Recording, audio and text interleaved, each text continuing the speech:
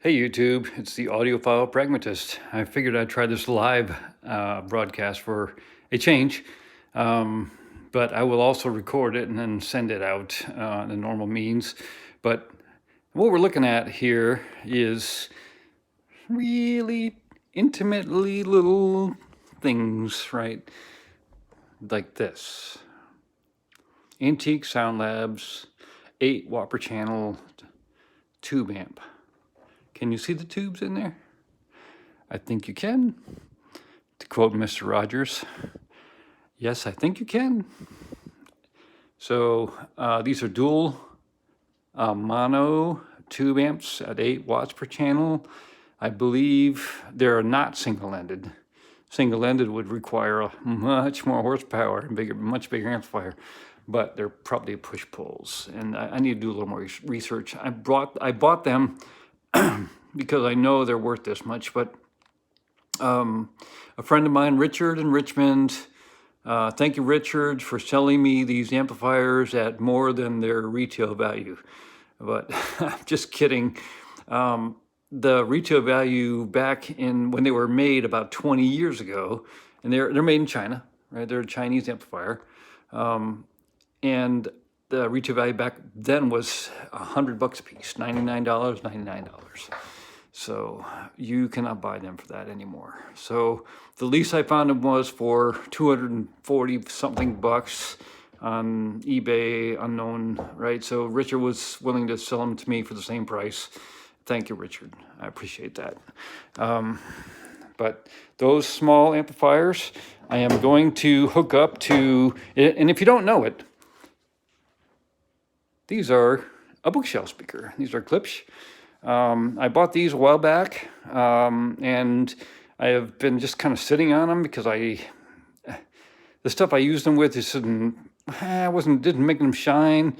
I think they need a tube amp. I really do. Some Klipsch actually are designed for tubes. Klipsch has been in business since, who knows, 40s, 50s, but back then tubes were popular. So, and if you don't know it, tubes and horns seem to go together, and I don't know why, but it's been explained to me. I've asked before the technical experts, and it's something about timing, right?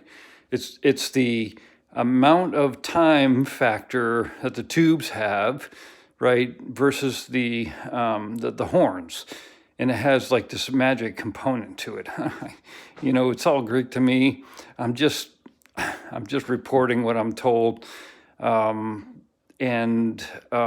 it seems to prove out because I have not listened to this yet. I'm showing you this here because this is what is next on my video, right? I just showed you the rock stuff, right? And I think I'm on the hooks. I have hooks out for a really good rock speaker, which will surpass everything I showed you before, and I'll put that video up too. I want to make it apparent what's good and what's not. But let me show you these little amplifiers here. So yeah, there's nothing to them, right? So they got one input, and they have speaker level output, and a nice cable, nice power cord, pretty thick. That's it. You turn them on, click. That's it. You need 2 of them to make stereo. That's it, right? So as simple as it can be. So that's, I believe they're 8 watts power. So we're going to hook them up, and I'm going to show you how it sounds on these speakers.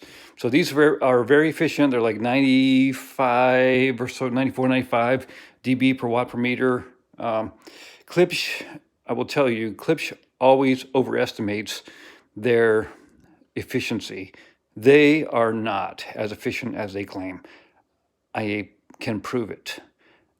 So, dear Klipsch, please come back to me and prove that my math is wrong, because I can, anybody can take a frequency and make it say what they wanted to say, but I've swept these, right? And I've swept other Klipsches before.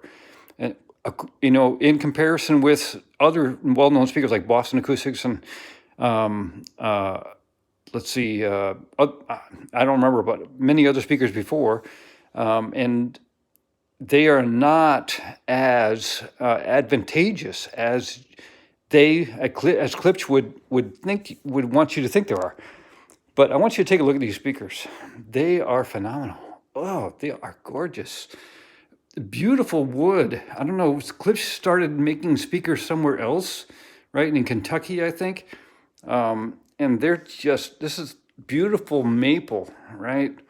And these are the RB75s, right? The last pair of RB75s in cherry sold for $1,000 plus shipping on eBay.